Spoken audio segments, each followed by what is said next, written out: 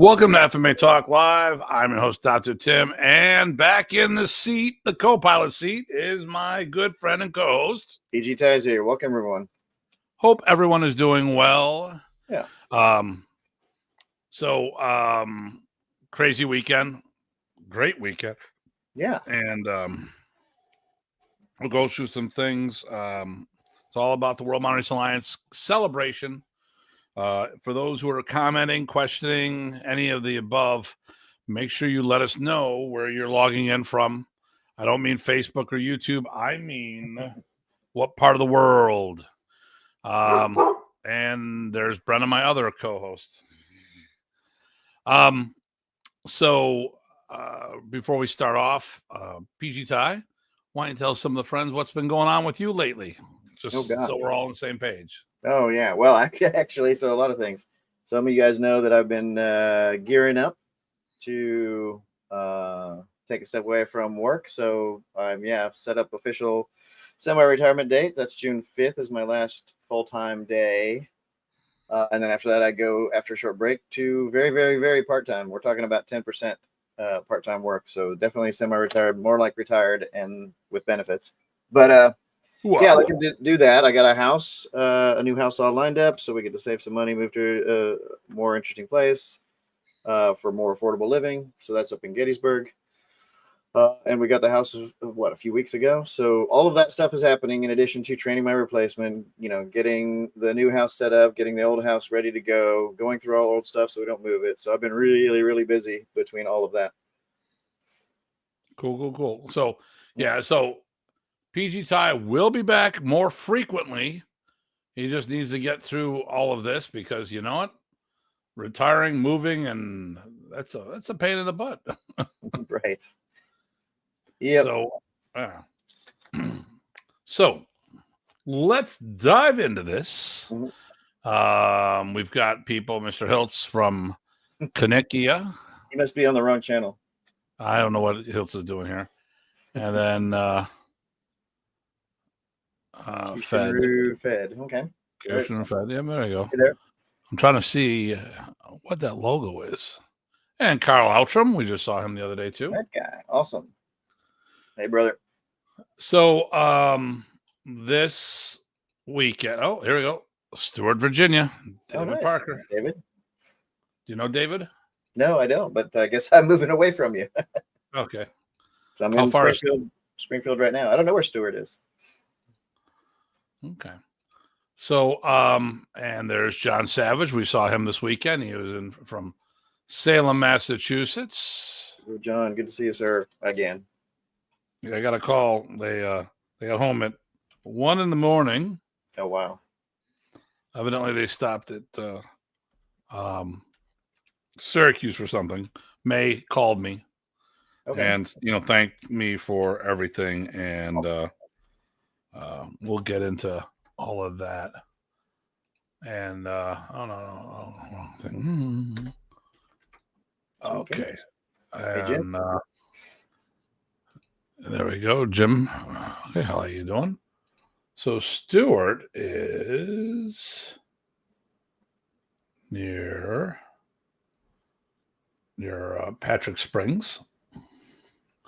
It's in the southern part of the state. Ah, okay. So from you, which would be Fairfax-ish.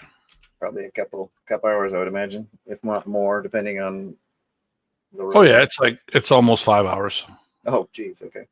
Yeah, it's down by Galax and Martinville and Dansville. It's right on the North Carolina border. Oh, very good. Yeah. So yeah. So yeah. So this weekend we decided fun event and well organized. Thank you. Jeremy Gaudette. Good evening. That's another Canadian. There you go. 1 hour from Winston-Salem. Okay. An hour from Roanoke. Yep. Nice. There we go. Nice. Well, good to have you on here. Yep. I'll be less of a neighbor here pretty soon, but yeah, good to see you. So this past weekend we celebrated the 25th anniversary of the World Modern Arnis Alliance. Yep. Excuse me. So, real quick, while Professor was alive, before he was diagnosed, I was looking at the dynamics of the world and seeing people passing away in other arts, other leaders. And Mr. Sweeney, how you doing? I watched people pass away, and then there's an aftermath, and there is the majority of the people in Modern Arnis were the art within your arters, which means they were cross training in what we're doing and had another martial art they were training as their primary, Kempo or karate or Taekwondo, fill in the blank, whatever it happens to be. This is all that I had. So for years, I'm like, what's going to happen? As more people passed away, what is going to happen, and what should I do for myself? Because, like I said, unlike the others, not only did I only do Modern Arnis, I started my martial art career in Modern Arnis, so I couldn't go back anywhere. There was nowhere back for me to go. I would like to see these videos, Professor Jerry's session. Thanks. Okay. Oh, because he got thrown around. So I don't have those videos, but we'll see what we can do. Someone's got some. We're waiting on my flight from Buffalo to DFW. Oh, wow. Wait. Oh, so he's still in Buffalo. That's right. He was flying home today. Yeah, today's wait. Yeah. Oh, you could have done class with us. There you go. Yeah, today's still Monday. I've lost track. Stephen, hopefully, did you enjoy the falls? How was Canada? So, I looked at things and I said to myself, I need to do something. So on paper, I had written down the World Modern Arnis Alliance, starting something for those who would want to go all in, which there wasn't a lot of us who would have left their primary art. Because at the time there was only 3 dedicated schools, and that was, and actually I was the only one that was still open at the time. So Rocky Paswick he was the first dedicated Modern Arnis school. John Bryant, which was my initial instructor, was the second, and then I was the third. And Rocky will tell you that I was the only one that was successful at doing it. So I'm like, well, we'll see what can happen with this, but I need something to continue. And I had a following of my own. I was doing seminars internationally while Professor was alive. Well, before he was diagnosed, I was doing about 15 to 20 seminars a year. And, I had no clue what was in store, what Professor had in mind. And then I later found out there was a will. And unfortunately, the will, even to this day, has not been executed. Mm-hmm. So, am I saying that there was games played? That's exactly what I'm saying. And I was one of several people. I was one of a group of people that was designated to be the successors of Professor Prasis and take the art forward. But it was very obvious after he was diagnosed that wasn't going to happen. And in my well, like I said, there was a coup in my opinion, and it was a little click, and a lot of people left because of that. Sweeney goes, he had a wonderful time. Great. Good deal. Hey, Rich says hello from Flint, Michigan. He was master. Rich, I'm glad he could make this one. It's been a while since I've seen him. And Joe, good to see you. Yeah, he didn't leave. I don't think he left Buffalo till 5 p.m. Oh, Rich, okay. Yeah, it was the never-ending goodbye. Nice. Yeah, that happens. I was waiting to go for it because we've done this happen before, where he went to go home and 2 days later he actually left. I was like, Rich, Janice hasn't made the bed yet, so you can take the bed. That's right. So I started the World Modern Arnis Alliance. I left, and I was not in a good way. I had a car accident just before September 11th, and then there was September 11th, and Remy died August 28th. So the trifecta happened, and my body was beat up and all this other stuff. And I dealt with 10 months of depression that someone who was like a father of mine was dying. I was with him when he got diagnosed. And then from there, people were getting in my way to seeing him. He was up in Victoria, and no one made it easy for me to go visit him, to the point where I showed up and people were told to be there and not leave me alone with Professor. And anyone who was around at the time knew that I had a father-son like relationship with Professor. So, I could care less about the martial arts, but I would never get in the way of a personal relationship with somebody. That was garbage. Right. Which is where a lot of my anger and frustration comes from when it comes to the martial arts and stuff of that nature. So I left. I told everybody, don't follow me. I'm doing what I have to do for me. Well, a bunch of people followed me and left. Mhm. So they probably lost about 30 black belts when I left. The organization as a whole. So I started the World Modern Arnis Alliance, and now today we are the largest Modern Arnis organization that is not sponsored, that doesn't have government sponsorship. And we now have the largest annual training camp in North America. There are other events. There are some individual events that happen every so often, but consistently we have larger camps than anyone else is doing annually. And there are a bunch of annual camps. Yep. So this camp we had over 70. We were just shy of 75. Yep. Total. Still trying to double check those numbers. Yeah. Well, and it's not like, a bunch of people did, just one day. It was actually most of them. It was 70 in that one picture. And that was even minus one person. So there was a handful of people who only did one day. Yeah, just a handful. As an example, there's another event that has boasted bigger numbers allegedly, but they were selling sessions, one session at a time. So the real question is, they sold all those tickets, but how many people stayed for the whole weekend? How many did more than a 3-hour session or a 2-hour session? So our people, I would say 95% of the people who attended our camp or camps in general are there for the entire weekend. Mm-hmm. I will say the Sunday people start taking off. A lot of people came to the first session on Sunday, trained a little, said their goodbyes, and started driving home. So I get that, because our testing is done Friday and Saturday, not Sunday. Where with Professor, you had no choice.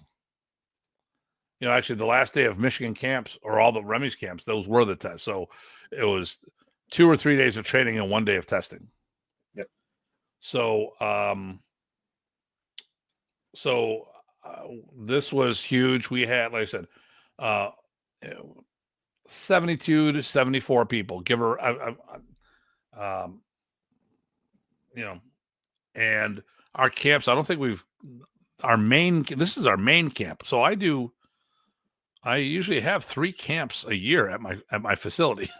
Just there, let alone Yes. So we have the instructor development camp, which is in the fall. Then we do a specialized camp. Last year was Sealot. This year is Balintawak. And then who knows what next year's is going to be. And then, of course, there's the May camp, the spring camp, which is the one that we do annually. That's crushing it. So I think we did 50 some odd people last year. We did 70, 72, 74 this year. Next year, and we're going to talk about right now, next year's camp is May 1, 2, and 3. And that is the 25th anniversary. It is the memorial camp, the 25th anniversary memorial camp the Remy Prices Memorial Camp, 25 years of remembrance. And this will be the last one that we do. After this point, we will be doing celebrations the following year. Mm-hmm. Is the 70th anniversary of Modern Arnis, and we will talk about that later. That will be May of 2027, and we're doing a big push in that. But I don't want to talk about that yet. So let me get caught up here. Tim Dobson, yes. Sorry, I missed the event. Hey, you know what happens, brother. Mr. Sweeney might need that myself. I'm not sure. The room. Okay. The room. Oh, there we go. Hey, listen. Let me see. Steven, if you get stuck, you call me. You stay at my house tonight. We've got a queen size bed. I've got a guest room, bathroom. Not a problem. It's officially approved by Ty. He even left a couple of his earplugs.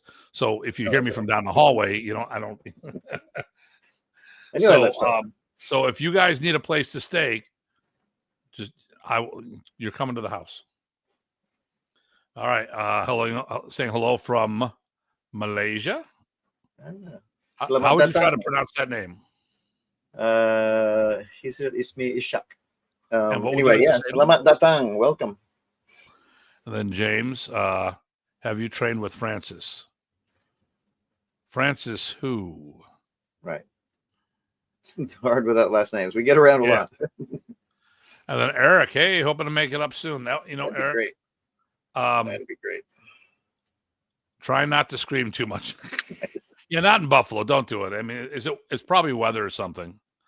I'm assuming. But listen, wait a minute. Try to get points out of that. Right. That's true too. Antonio, greetings, masters. Hey, Antonio. Eric, I'm going to reach out to you about some stuff too, about the next project. He's down in West Virginia. Okay. So this is the 25th anniversary. We've been doing these events at my school. We need more space. Actually, it was fine. It was fine. Right. So since so what happened with the reunion camp, we had more people at the reunion camp, but since then I have expanded what used to be the coat room. It used to be smaller. We lost floor space because of that. Little bit. Yeah. So bad weather at home, 3 tornadoes. Wow. Hit our town. Okay. Hopefully your house is still there. He can stay at Abel's if it's not. Yeah. Okay, there we go. Awesome. Thanks. Okay. Thank you. Okay. So but I would only need it for a couple events a year. So I mean, my school is run tournaments in it. We have enough space for three full-size sparring rings, 20 by 20, plus extra mat area. I mean, it is a very unique school. Yeah, house is safer. Okay, good. A very unique school. It's got a whole different vibe to it. For Filipino martial arts schools, it's the Taj Mahal, and as far as regular martial arts schools, it is not it is not the bottom of the barrel. It is right up there with all the top tier schools as far as the amenities there, and the vibe we have in there. It's not sterile like like the karate and taekwondo schools. A lot of them have that vibe. They're very white walled, cookie cutter type vibe. This doesn't have that. So it makes it a warm, fuzzy weekend. Gives you that feeling while you're there for the weekend. So this year, what I wanted to do is have the family. So members of the board were teaching. Unfortunately, PG Chad couldn't make it. There was a lot of scheduling issues, and I'm always disappointed when I don't see the crew, but I also understand because there's times I couldn't make events either. So family first, and there's people. Sometimes scheduling doesn't work out the way you wanted it to. I had to cancel a bunch of events when I had my shoulder surgery, and people have changed jobs, did different things. And then, of course, with the way the government is right now, people don't know. There's a lot of uncertainty with different things. So it is what it is. Your phone's blowing up.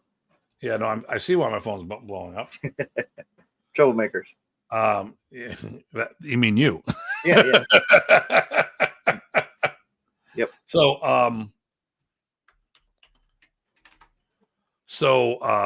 and actually, I'm going to talk to you about that after the show. Okay, yeah, actually, it's exactly what I plan on talking to you about after the show. Perfect. Cool. So we had PG Craig, PG Ty, and myself were the primary instructors of the event, and I had 2 sets of special guests. Right. Well, actually, I had three friends that were featured instructors. One is my BJJ coach, Jerry DeSano. Yep. So he came down and did a phenomenal grappling session on Saturday. So well tailored. Yeah, and he and I travel a lot together. We train a lot together. He came to learn Arnis from me, and I said, "Well, I'm going to learn BJJ from you." So there you go. He's helped my shoulders and my hips so much too, by the way. Oh my God, he is so smart, and and he gives me such great material to troll the BJJ trolls. It's awesome. The skits he wants me to do, I would need a wardrobe and makeup people and stuff like that. So that's not going to happen right this time. But I want to look at that real quick. So you should post. Go ahead. You should quote Steven on the net for the next upcoming camps. It was an absolutely great event. Awesome. You know what was absolutely great was have you and Alicia there. So there you go. For everyone that didn't come, you missed out. Yeah, you did. Absolutely. Yep. But you know what? I got to say this: we couldn't handle too many more people. Not with that energy. So there was such good energy during the thing. I mean, you could have if you did a lot more empty hand. But actually, I have the mats and the ability to make the lobby smaller and put another at least one row of mats. And crazy enough, one row of mats changes the whole dynamic. Yep. Someone said something which Steve got a message. So for those who are on the show, there's certain keywords sent that if you make a comment about stuff, you will get a message to sign up for one of my programs or something. Nice. So something. Hey, there we go. Arnis Canada. Nice. What group is that there, Rod? What part of Canada are you from? Because we have a whole bunch of we had a huge contingency of Canadians down this year. It was an invasion. He goes, no, it was a full floor. It definitely was, especially with everybody rocking. From Rudy. Okay, so did I know you, Rod? Because I knew Rudy very well. Nice. Small world. It's a small world. The problem here is I see a small little icon on the screen. Right.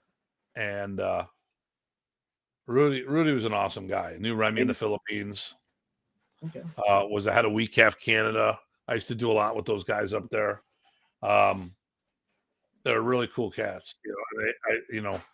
They were in the yes, they were down a couple times.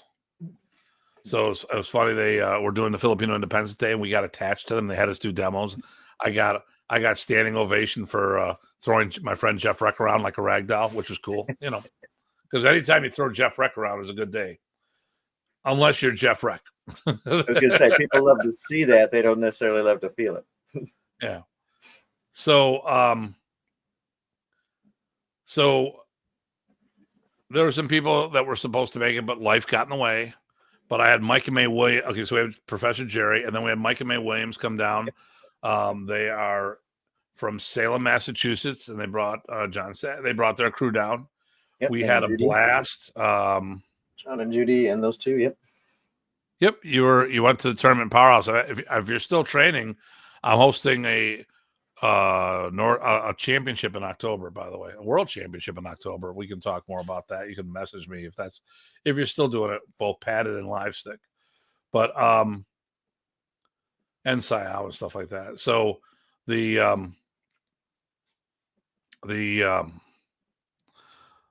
so we had Michael May Williams, we have Jerry DeSano, and then a really, really good friend of ours, Grandmaster Bobby Tabuada of Balintawak.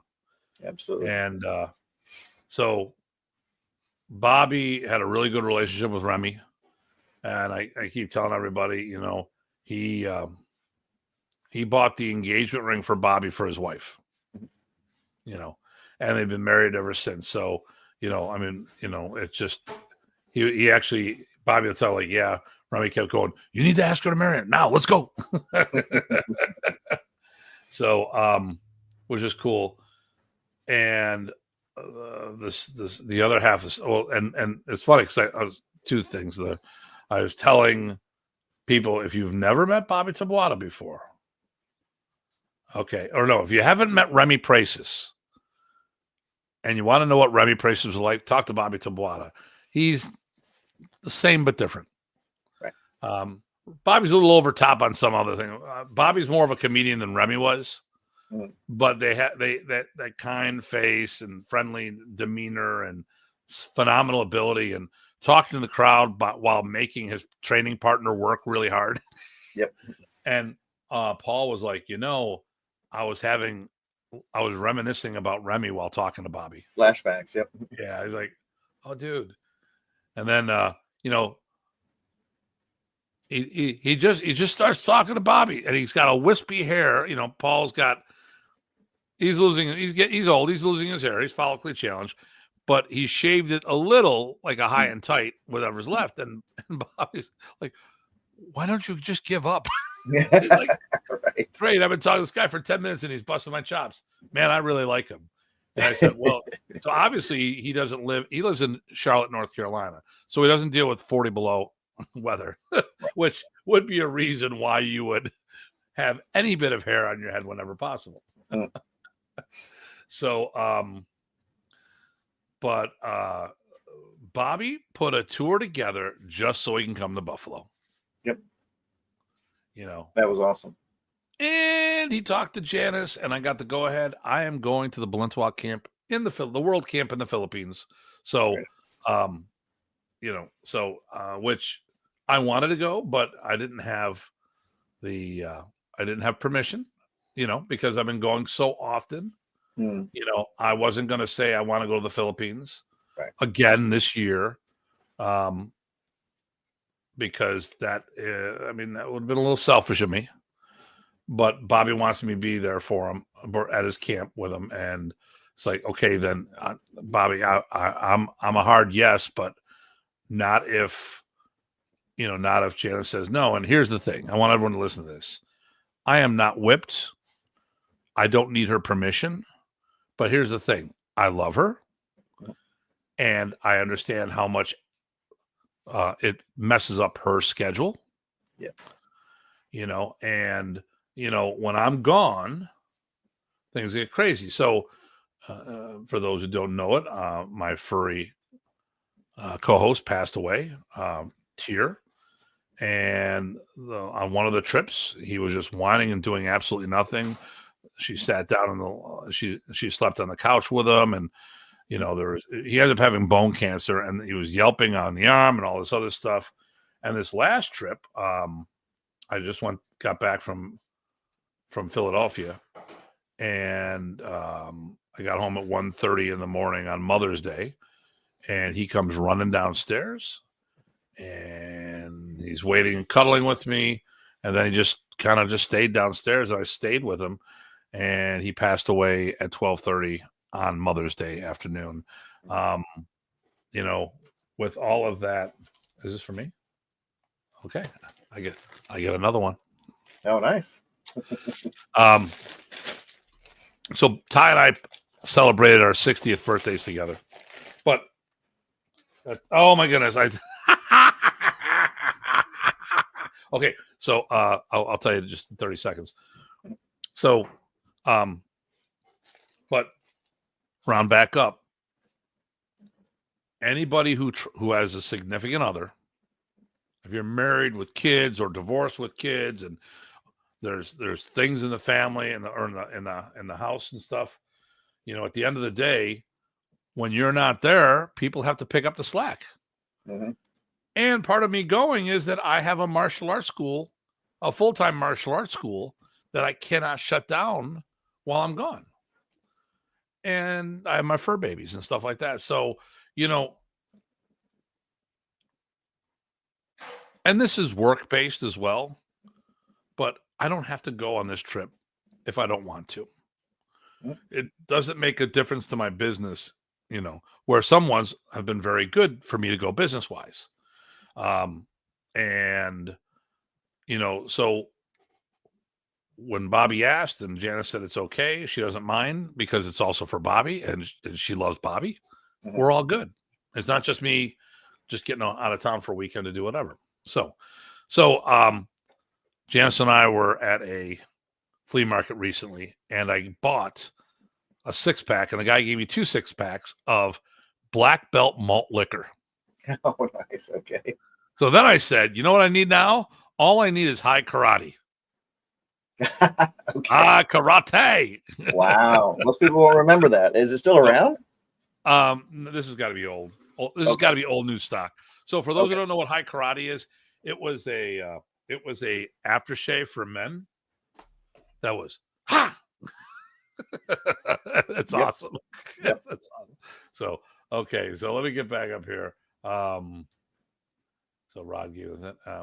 1, 2, 3, 4 gave a thumbs up. Okay, Jeremy, and I'm never pleased about missing these events. Next year, I'll finally be able to start making trips down with the gang. That's cool. That's cool. Hey, listen, you get there when you can. Did you ever get a chance to meet Ed Parker? No, but I do. I met and know and friends with Ed Parker Jr. And he actually did a portrait for Remy. He did a portrait of me and Remy. And he also did our black belt diplomas. I'll be right back. All right. And then we got, what do you get? What you get? What you fed. Okay.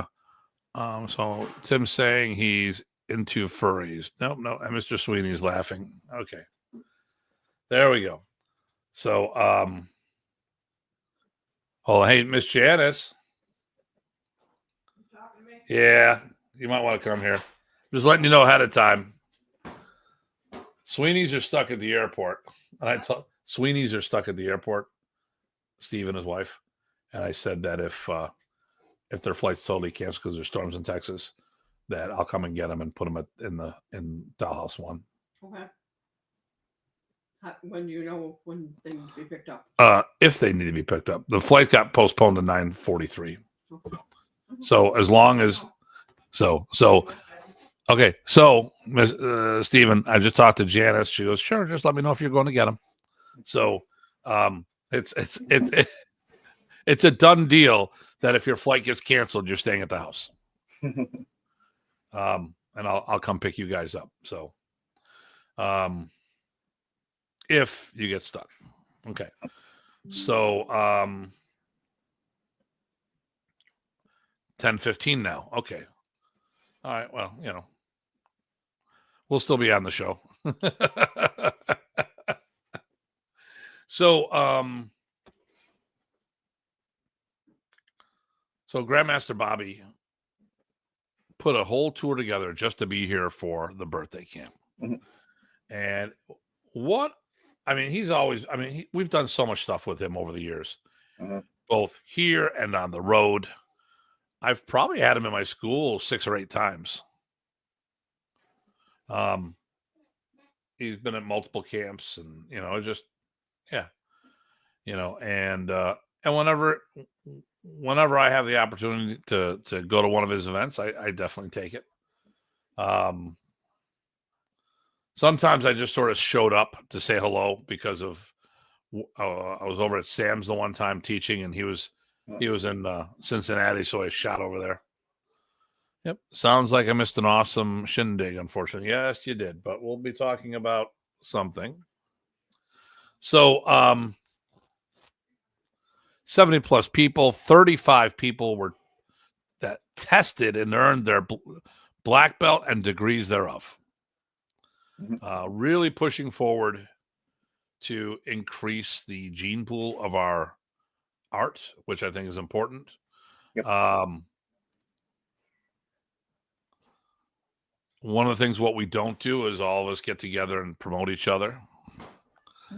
You know, it's a physical test that you get on the floor and do things, or you get rewarded for accomplishments like producing students. Yeah, that was the one that barked a lot. I think it was, yeah, damn, yeah. Yep, there was a lot of people. Yeah, so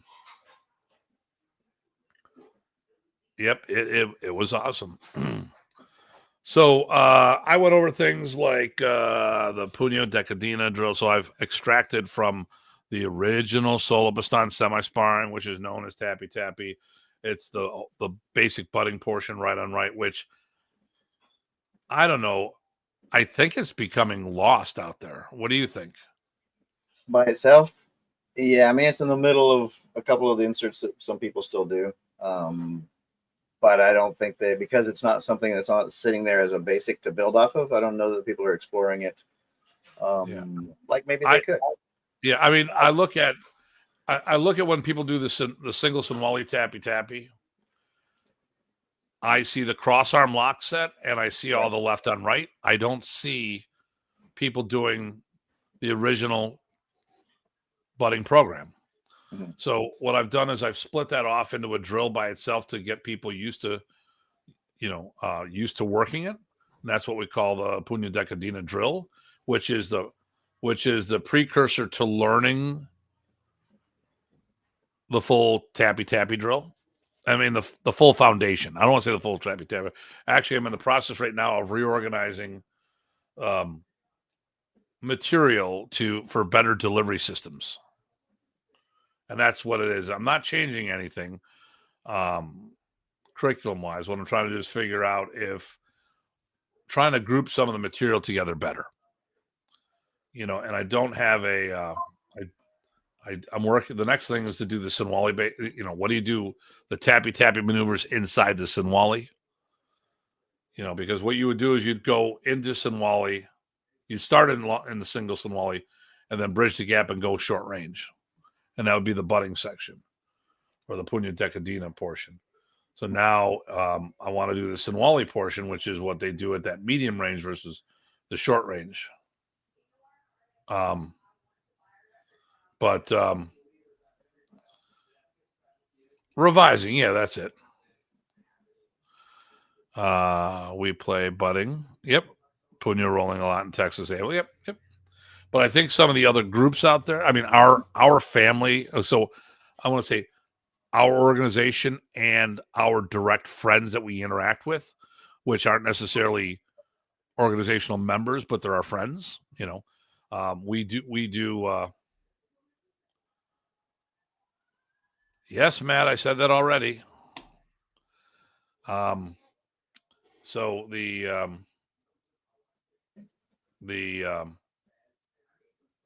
so I think a lot of the others, like,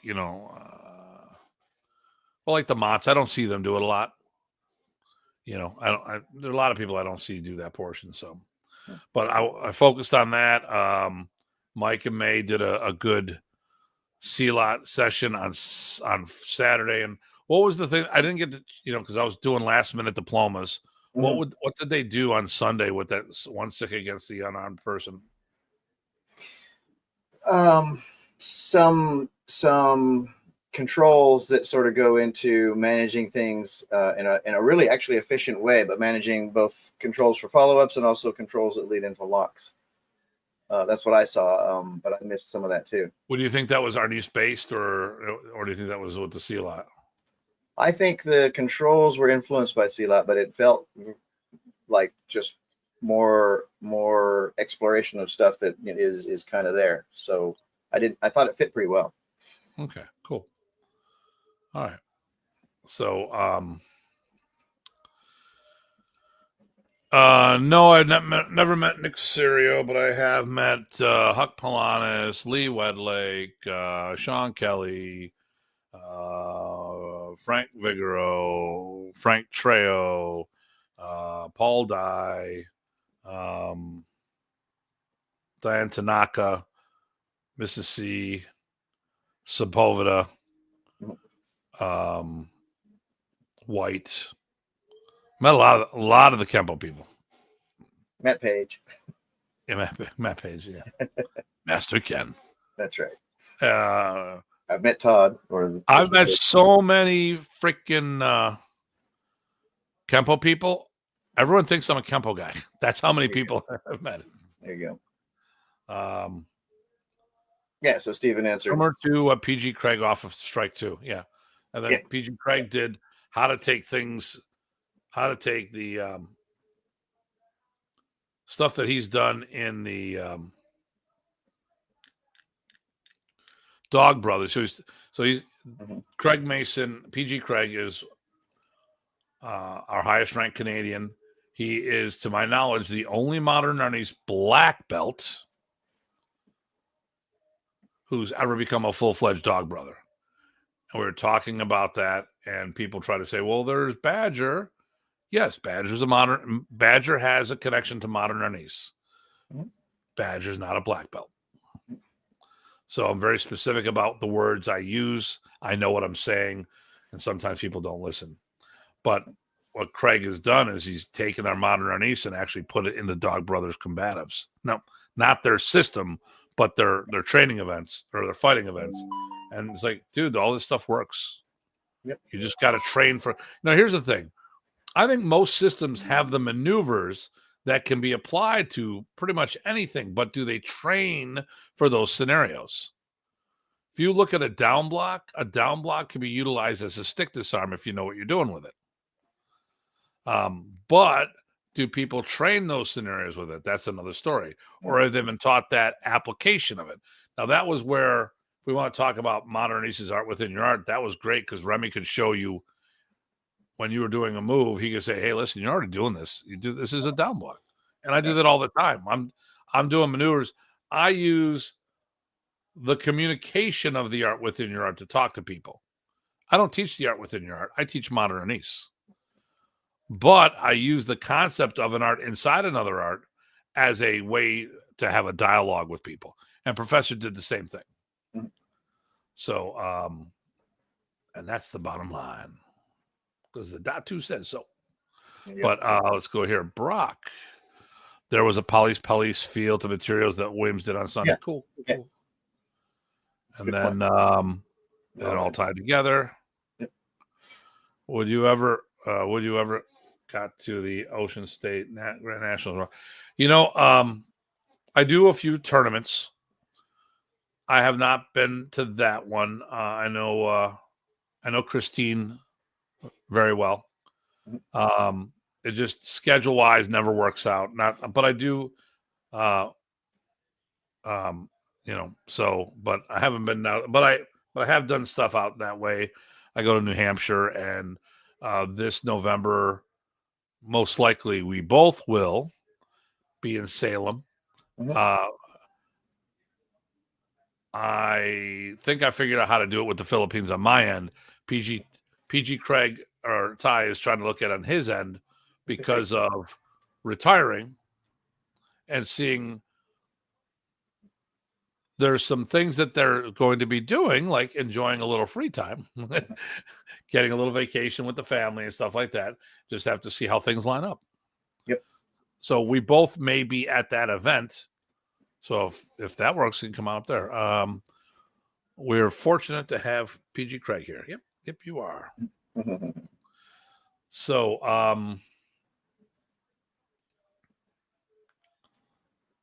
so what do you have to say about the event? I've been pretty much going off on this. So yeah, no, it was good. I first off, like I said, I've commented a couple times that the energy was great, especially too during some tests. There was a couple of people that went above and beyond, and that actually drew everyone into it, and so then the energy of the whole group benefited from it, and so everybody got a better, I think, experience for that. So kudos to a few people. You knew who I'm talking about. I really enjoyed that part. It was like some of the old days. And there we go. Mike and May was focusing a little bit on sensitivity and structure. Yep. Very good. Yep, John. I I had a good time. I'm the host, so no matter what I do, I'm still not going to enjoy it the way I do when I'm at somebody else's place. you Right. know, um, there's a lot of responsibilities going on. I feel that this was one of the best run events that I've done, but I wanted more things to happen, and I didn't get the time to make them happen. One of the things we did recently, so we've changed our testing structure. So basically, what happens? We have 3 phases of testing. So the first phase is you're being assessed from the moment you walk in, because the black belts will start working with you. They'll interact with you. They'll listen to the questions you ask, watch how you interact with other people. Um, See, they're looking, oh, look, this so and so is helping out and doing this, that, and the other thing. And then Friday night, we do a fundamentals test. So there's a lot of things that we do that are overlooked in our arts, because our art actually does open hand combatives. We punch, kick, we lock, throw. It's not just swinging a stick around. We have a very large system of martial arts that a lot of times people underestimate the depth, the depth of knowledge that we have, and the versatility of our stuff. And so, and the thing here is, if someone's doing a test with us or our curriculum, there's a lot of things that if we did it the way it was done at Michigan camp or any of the camps, you'd be missing huge sections, like the fact that we punch and kick, because we don't do this as the art within your art. We do it as the art, which I want to do a show on that. Is Modern Arnis the art within your art, or isn't it? And this is actually probably one of the biggest things. And, everyone argues about this, and people don't. Would you say it's okay? Ty, where I stand on this, right? Mm-hmm. Okay. Do you think people are upset with my position on this? Oh, I think a lot of them are. Yeah. Okay, or disagree with my position on this? I think they do, but I think there's some words and thoughts and precision that some people maybe are missing in the conversation. I think for me, the art within your art is rolls off to being your expression of modern Arnis could be the art within your art, or you could try to do it, self-consistently by itself, especially as you teach it that way. And of course, when you fight how are you going to fight, but you make sure to do justice by what you observe from Remy directly. And I think everybody tries to do that, don't get me wrong, but I think that there's a direct connection that you try to preserve, and then there's maybe what you're trying to preserve is your expression. So there's 2 different things there that kind of get messed up. But like I said, I think there's a disconnect on the discussion there that makes people, I don't know, get defensive. Well, let me ask you, and here we go. So some of the things I say could be interpreted or misinterpreted as I'm attacking somebody. Mm-hmm. Okay. Or calling bullshit on something. Right. So let me ask you this. Do you think any of them acknowledge the fact that Modern Arnis is a standalone system? They're very careful not to say that. A lot of people that get bothered by the lack of appreciation for Modern Arnis as only the art within your art, I think they are very careful not to say or refer to Modern Arnis as being a standalone system, which is, I think unfortunate, because here's the thing: how can if you're not going to teach, if Modern Arnis is not a standalone system, then you would not be able to take people who had no experience and get them to be a well-rounded martial artist just with Modern Arnis, and we do that all the time. So that gives me the answer right there. So here's my position. I understand that people based on what I say about the art versus art in your art versus a standalone system, that it could seem like they're not doing the art. It could seem that it's an insult towards them, or it puts them less of an expert on what Remy taught. I have no problem acknowledging the art within your art and its place in what we do. But as much as they get upset about my comments, they don't seem to consider themselves, worry about what they're saying. And if they would acknowledge that the art is an art all by itself, and then there's also the pathway of the art within your art, I don't think we'd have so much issues. It seems that they do not want to acknowledge the fact that there is a standalone art pathway. I mean, in essence, the art within your art just means you're cross-training. I can blend it with anything under the sun. And if you listen to some people as of late, I'm supposed to blend it with this, that, and the other thing. Well, put in Balenciaga, put in Pikiti, put in this. I'm like, well, then it's no longer Modern Arnis. What you're saying is Modern Arnis is only a cross-training platform and not a standalone system. And I find that very offensive. I put too much time and effort in this to say that this is not a standalone art. Especially, that's the way the Filipinos did it. Right. And to me, it's also a respect for what Remy developed. He taught his art. He used a lot of language to try to get you to understand it. And he loved to use the idea that, hey, somebody wanted to get some sticks. Great. I will start there and teach them some basics and some concepts so that, yep, gotcha. The real question is, what did Remy teach then? I mean, if it was just, you're trying to say that he didn't teach something? Right. He just made shit up as he went, or he had a system of, he was the grandmaster of Modern Arnis, and that wasn't a cross-training program. Right. But now we're going down the rabbit hole. So anyways, let's see, here he goes. The issue I see with people, they forget they have other tools to use besides the cane. For instance, elbows, knees. Yeah. So what we did is Friday night, we go through the striking and some of the other fundamentals. So I had people do boxing and kickboxing combinations that our Panatukan combinations that we utilize. We did some kicking combinations here. We went to some fundamentals. Like, hey, show me the angles of attack with the footwork, the real fundamentals, the basics. And then once again, we have a whole day on Saturday of training, and once again, more time for everyone to watch people and do hands-on with them. And it was funny because they went with Colin. So Colin was there, and I said, let's get all the black belts lined up. And a couple of the guys were like, Colin, get up here. I was like, Colin's not a black belt.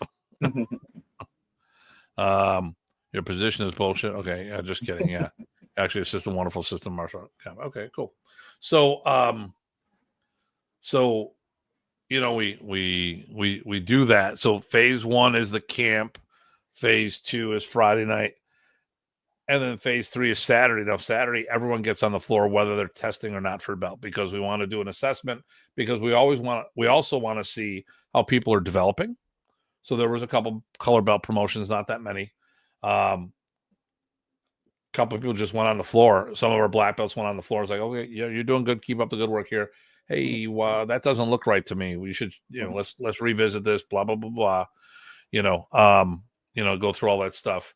So it's different than the Michigan camps, or a Remy camp, where it's like 4 hours of testing. Right. I don't have Sunday morning or Sunday. Yeah. I want people to be able to go home at a reasonable hour. I mean, for us to do 4 hours of testing and leave at a reasonable hour, we'd have to start testing at 6 or 7 o'clock in the morning. Ain't gonna happen. We stay up too late. Let me see here. Part of it is that connection with family, and so we value that part of the camp as well. There we go. They get a stick in their hands, and they forget everything else. Yeah, and we do. Absolutely. That's it. I get it. I've taught some open hand combatives at a Taekwondo school, and they're like, we just want to see the stick. So I was like, I got to see the insight of some of the things that Professor went through. This makes sense to me. And now I know that's why it's got this. And that's why a lot of Filipino martial arts probably have that same image. But I'll say there are some Filipino martial arts that have no open hand combatives, so we make sure we go through that, because if someone's punching and kicking is above par and they're having a rough part of their test on the stick side, it's a whole thing. It's not, And when we were doing the camps at Michigan with Remy, we didn't do punching and kicking. We did forms, which is different. That's artificial. That's just the strikes in a kata, not combinations and changing combinations. The cool thing is we were coming up with combinations on the fly, as you should be able to do as a coach. Hey, show me this, show me that, show me the other thing. Boom, boom, boom. Second degree black belt. I don't know pronounce her name. Shia. Oh yeah, Shia did, and now she is the youngest second degree black belt out there. 14 years old, and she's got her second degree. And we don't push for kids to be getting promotions like that. Yeah, I already knew about that, by the way. I was talking about that on and it's actually north of, but yeah, I know what you're talking about. I saw your message. Yeah. Okay. I was talking to somebody about that at the camp. So, but so this is how we do what we do to really get a better scope and stuff. And it's also it's a pressure tester, but it's also not a pressure tester. Because there's a lot of things that we don't get to, there's a lot of metrics that we don't get to measure on a testing floor. And a big part of it is go hands-on with somebody. And thinking about this, here we go. So professors' camps were, 60 to 100 people, right? Mm-hmm. I had 70 people at my camp, 70 plus people at my camp. And it's not the first time I've done that. Yep. So we're getting closer. It's not the numbers I want. If all of our camps had numbers like that, that'd be cool. And I'm not talking about the instructor development camp because that's specifically a small camp. Yeah, it's got a cap too. Yeah, we capped that at 24. So I could open it up to 28 at the most, at the absolute most. Right. But that gets in the way. Does FMA train forms and katas too? Ours does. Not all of them do. Right. So,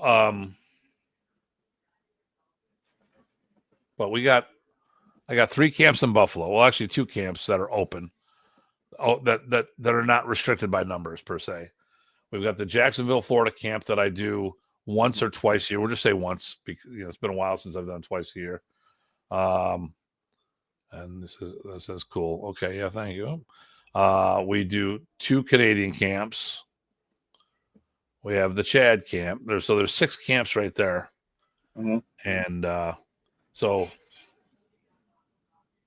and if we had 70 per camp, I would feel comfortable about the future of the art. That would be much better feel for the future. Yep. Yeah, I know. We did the show last. I will do her. I will do that. I'll congratulate her. Yes. I know Dean was on the show last week. We talked about his, and I think we talked about how Jackie has like 30 students, and he thought that was a good thing. And listen, I'm not trying to poo-poo anybody who has a training group, mm-hmm. but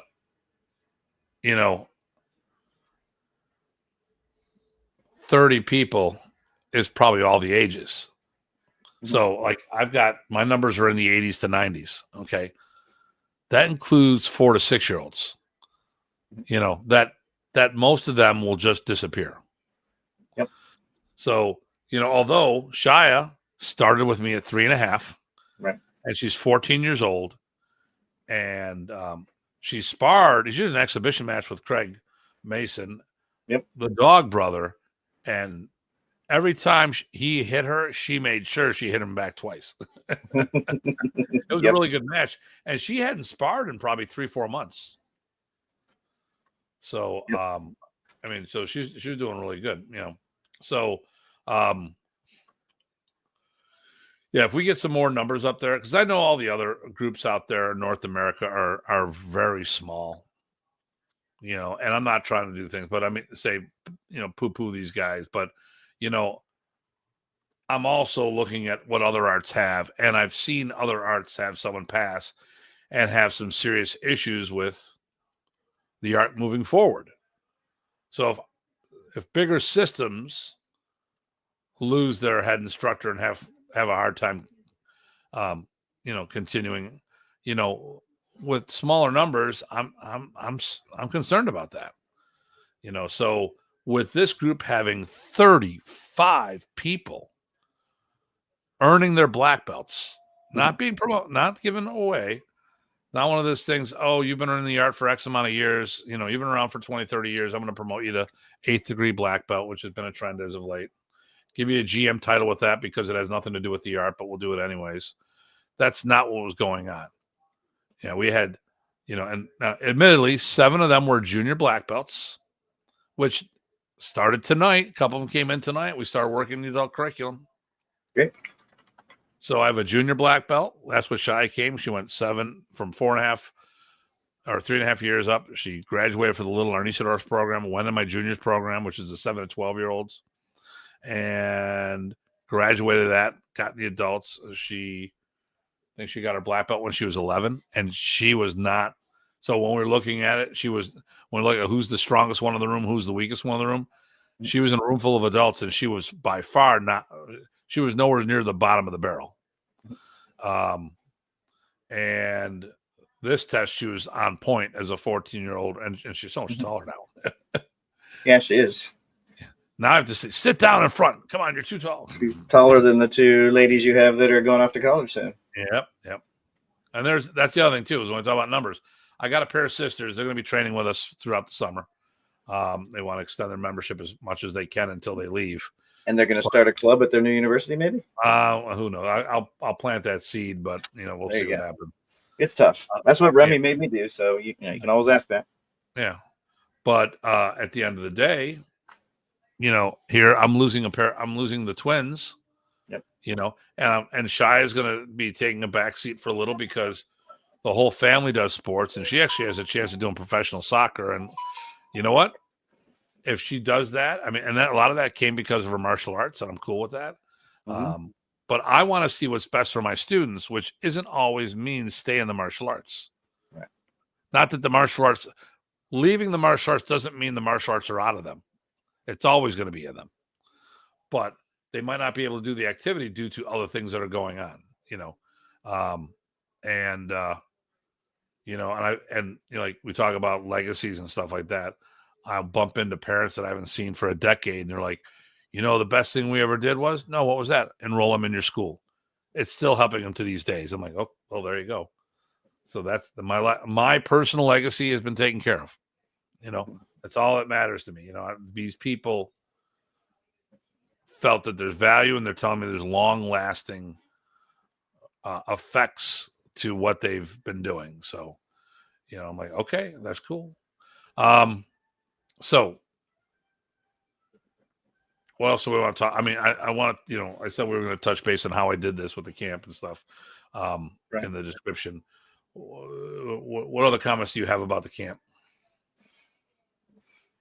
Well, we covered, like I said, a great point. Bobby, went out of his way to make sure he could come support the camp just for you and the organization as a friend, which was awesome. Talked a little bit. We didn't talk too much about Jerry, so it was interesting. He came with an idea to do one particular thing, but he saw everyone there and what the things to build off were, and he had an immediate idea to do something else that blended in really, really well for everybody and was accessible to everybody there. And so that's what we do, right? When we do these kinds of things, we try to make sure that that kind of snowballing effect really gets transferred to the attendees and they benefit from it. So I really like that feel as well. Yeah, a lot of good energy, a lot of good interaction that people had. Everybody was pretty much out there the whole time. You did say that, hey, if you need to take a break because it's not a boot camp. And so yeah, everybody. I really like the feel of it, as you know. So good stuff. One of the things I talked about, and I'll say it right here. So why have my camps been so? I mean, I've been doing this for 25 years. We started the camps in 2002. So so this wasn't the 25th camp. I mean, Right. we've done more camps, so it doesn't matter, because of Mhm. all the extra camps that we do in between. But it's not the 25th spring camp. But it's 25 years of the organization being around. So how do I do this? And listen, this is real closely. Listen to me. You're gonna amazing spread of food Saturday too. Yep, we did have a good. We had the potluck dinner afterwards, so that worked out really well. With some Filipino food too. With some Thanks to Filipino food. Yep. So how do I pull this off? This is real simple. I get the best of the best. We are the elite. Okay. I bring the best people in that I can. Grandmaster Bobby Tabuada. Phenomenal. And then we have Jerry DeSano, who's next level for his jiu-jitsu instruction, let alone his ability. Mhm. Mike and May Williams, phenomenal. Phenomenal at CLOT and describing the material and stuff and their talent. And innovations, okay. And let's talk about hold on there. This is the first and only guilt-free organization I've ever joined and stayed awesome. in. Awesome. Let me sidetrack on this one. Someone was there I was talking about, and they're having issues. They're having political issues with stuff. They're not a member of our organization. They're in another martial art family. And this person is a friend of mine through instructors, and to me, it's just extended family member. But it's not our direct family; it's extended family. Mhm. We sat down and I talked for a couple minutes. I'm like, listen, they told me about some issues that they dealt with. I go, here's the deal. You see me.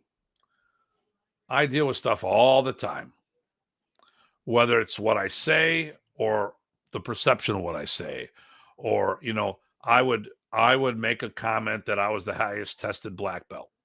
That's a fact. Because I was trying to stay away from saying that I was the best.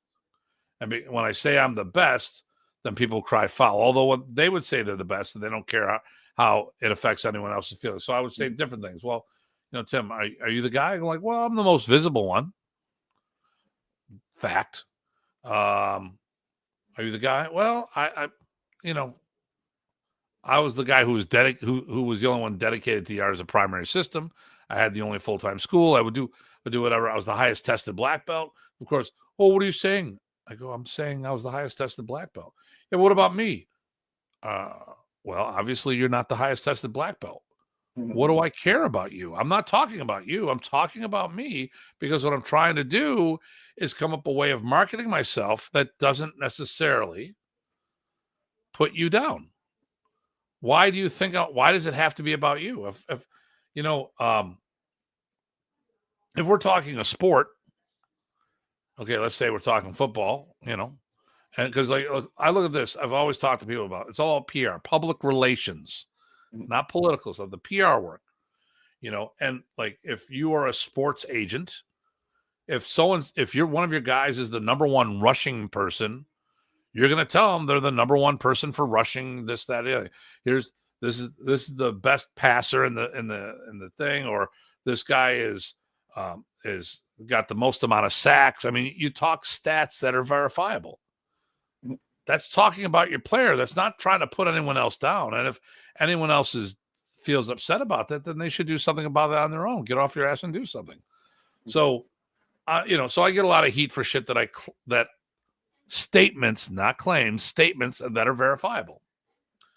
So I'm talking to this guy and go like, listen, like Jeremy said right there, guilt-free organization. Well, I told this person is simple.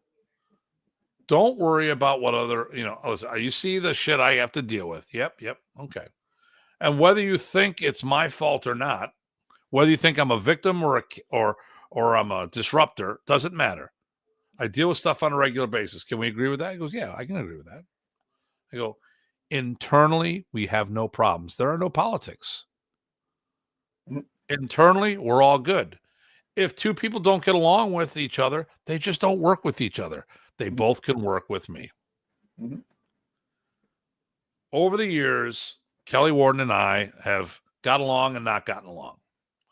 And I truly believe it's because other people have been whispering in his ear, talking shit. And actually, they've been caught on more than one occasion. Kelly and I we have students and attendees in common.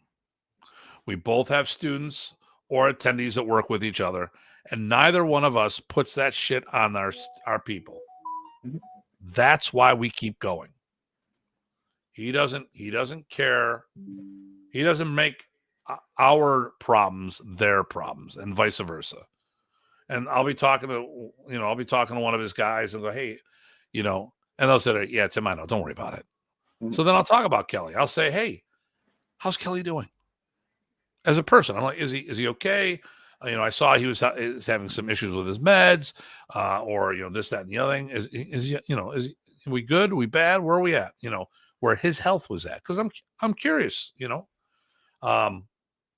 And like, oh, he's doing better. Oh, that's great. And that's it. I don't want to see anyone die. I don't want to see anyone sick. I don't want to see anyone in pain.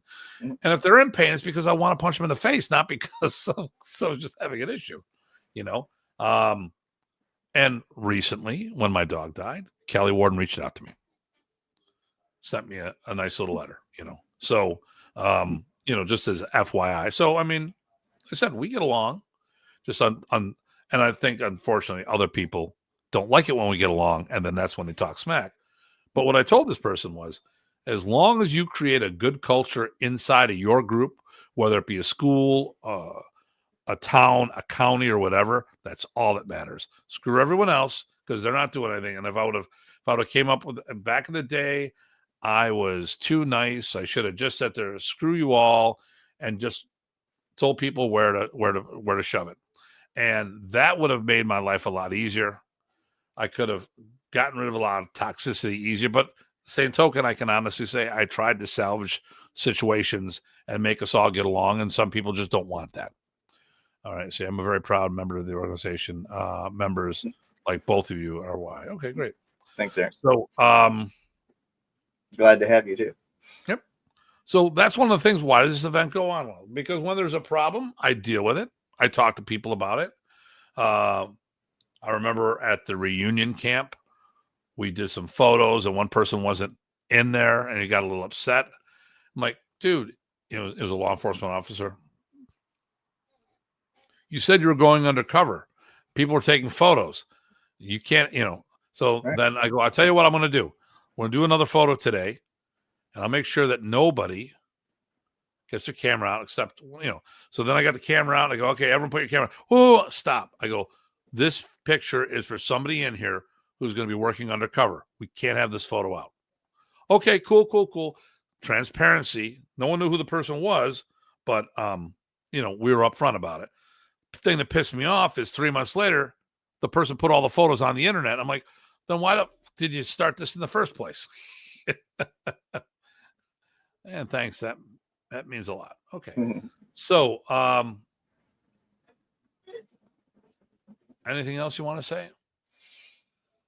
I was thinking, I think we covered a lot of stuff. I mean, it's just a good camp, and people should know about it, and people should know that they're welcome, and you'd have a good time. So, how do I make this go down? First of all, I've been doing it so long. I've got a system in place that works. It's all about the systems. I know how to get the advertising out. I know how to get the registrations. I'll have plenty of pages, online ways to register for the event. The one thing that we've done, it doesn't happen every year, but we do the immersion seminars, which if you attend an immersion seminar, you can do it physically or virtually. We go over the material. So it's a prep seminar. And whether you do it live or watch it later, you get a digital copy of it. And the money from that seminar goes towards your testing fee, dollar for dollar. So it's not a money grab.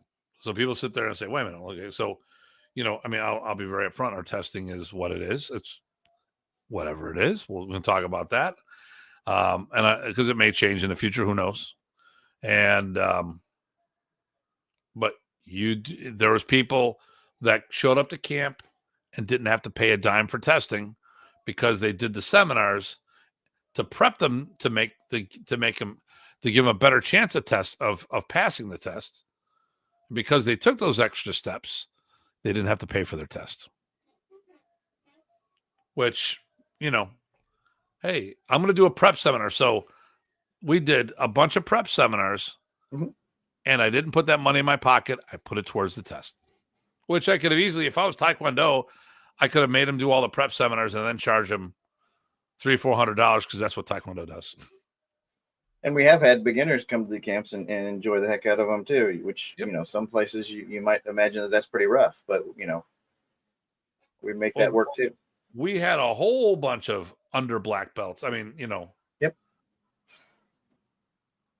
There was probably a third of the people there were not going for their black belts because half the people went for them.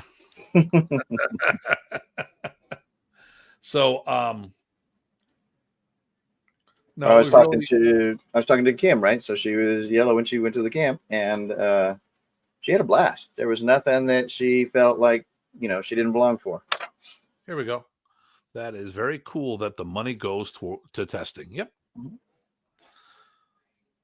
Listen, this is what I do for a living.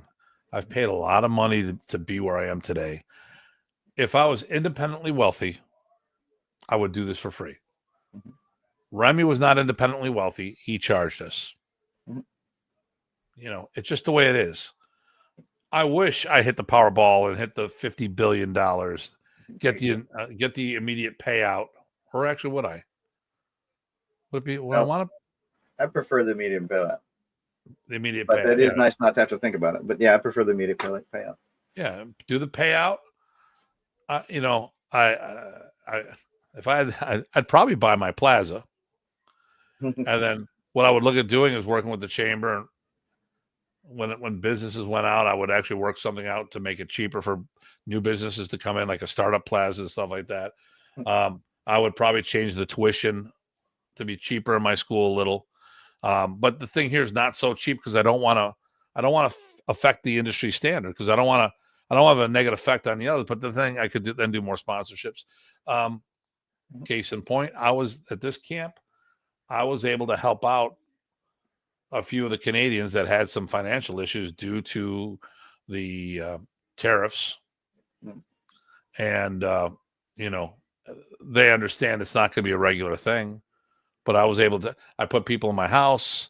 I did a bunch of things that alleviated the financial burden of coming down here. I mean, you go to a hotel, that's going to be like $400 or $500 for the weekend. Because of what was going on, I was able to, there was a Canadian at our house that normally would be at a hotel, but he came by himself and I happened to have a spare bed and I just saved him a lot of money because the rooms would have been an extra 40% for him based on the exchange rate.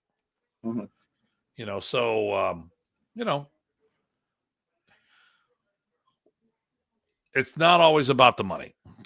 And that's the whole thing. Why are we so successful?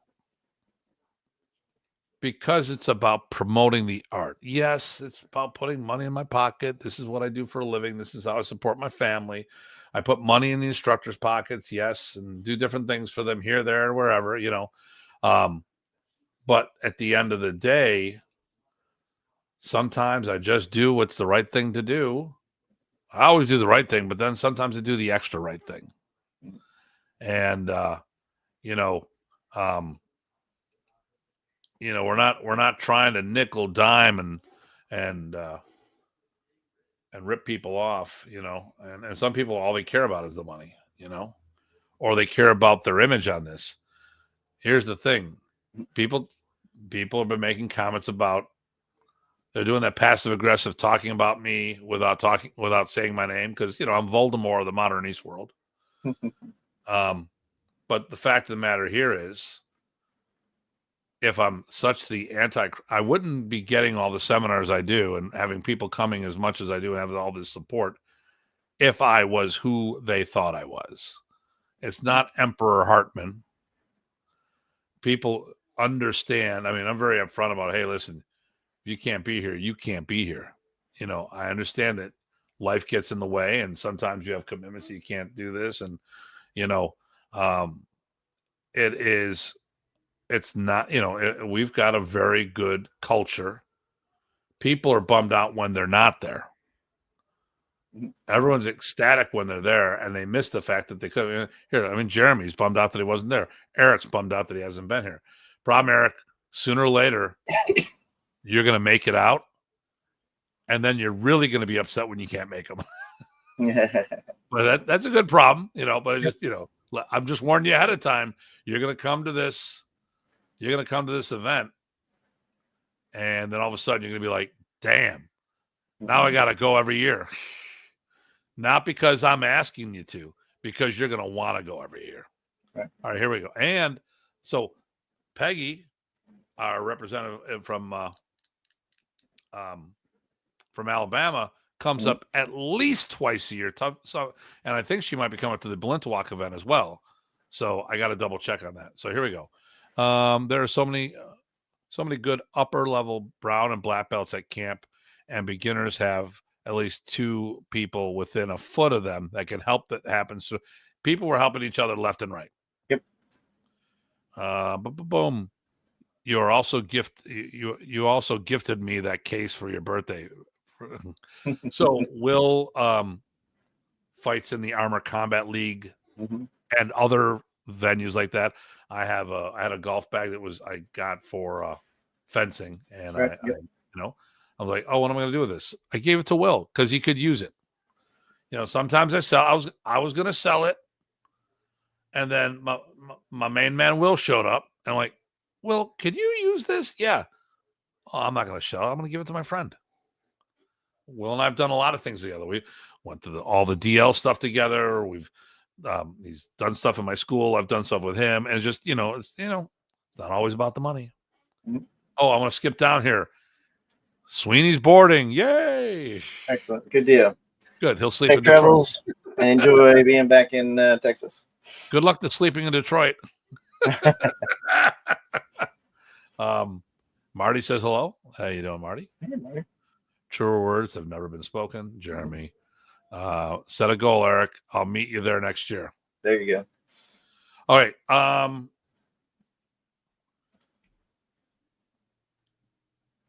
Here's the ultimate thing. And this is where I say people have to remember what it's about. What it's about is the people that attend the event. I had 70 plus people show up to my event. Mm-hmm. My event. I include a whole bunch of instructors there, but we know why we're there. It's for the World Modern Arnis Alliance. Bobby Tabuada, Mike and May Williams, all these people there don't bring tons of people through my door. Their presence enhances the experience, but people are there because they love the experience, and there's extra special bonuses. Mm-hmm. I put the best people I can find in front of everyone. We are the elite. I think I've got the best people in Modern Arnis. I think Mike and May are two of the best in the C-Lot, and they have the Modern Arnis to connect, and probably the best in C-Lot for us to work with because they have the connection through Modern and can talk a language we understand. Bobby Tabuada came out. It's a related martial art if you've actually done your work and came up in the right era, because Professor didn't always teach the Blintowac portions of the art. You look at the people I've had through the years. I have the elite because I want my people to experience all the stuff that I've experienced. The only person I haven't been able to have out because schedule-wise it doesn't work out, I want Maul Morning to come out. That's the only person. I really love Maul. He's a great guy. I went to his Toronto seminar the one time. He said that we should do some stuff together. Visit him in Italy when we were both teaching there, opposite weekends, but we were in the country at the same time. I would love to have Maul at the event. Although I don't think he does events of this nature. I think it's more of because of the time that he has to spend to focus on with all of his commitments, he prefers doing really focus more on the CLAT than anything else. And I get that, because a lot of times I'll go teach at a multi-style event and I ask people, why are you having me here? Okay. Well, you've got a name, you've got great talent, and you're going to draw some people. Draw whose people? Well, I got people out here that want to see it. Okay. So you're not expecting my people to show up. No, good. Because a lot of my people would prefer to see me by themselves versus a 45-minute class versus a whole weekend. You know what I'm saying? Where if I'm at another event, I may only do 2 40-minute sessions. And they're like, well, that was a waste to unless they wanted to see some other people that are on the bill. So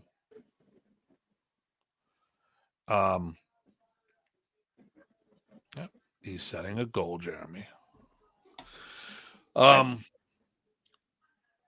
So the first thing, it's not about me, it's about the people. And when we did the one reunion camp, COVID happened. So people were dropping out because instructors, we weren't sure who we could have in Buffalo. And the one instructor we were talking about, was talking to me and was like, well, if it's just your people and me, how's that still a reunion camp? I go, well, because you're focusing on the wrong person. What do you mean? It's not about you. What do you mean? I go, so you guys are reunion? No, the reunion is for all the students, because a lot of people who come to the first reunion camp were people who kind of got lost in the shuffle and all this other stuff. We had a whole bunch of people that were not on the teaching bill that met and trained with Remy if they weren't students of Remy. It's always about the people going. And Jason, hello. And once again, congratulations on being our newest 6th degree black belt. That's right. Hey. Well deserved. Been doing a lot of work in Canada, helping develop the guys up there. And, as I'll quote with the Kempo guys, or at least what Joe Rabella would always say to me, the first 5 degrees are what you get from the art. The second 5 degrees are what you give back to the art. And Jason's been doing a wonderful job giving back to the art. He's a guy that we don't always put on the bill poster wise, because his life is very chaotic with his schedule. So I don't like putting people on the bill that I don't like having people on the poster if I don't know they're going to be there.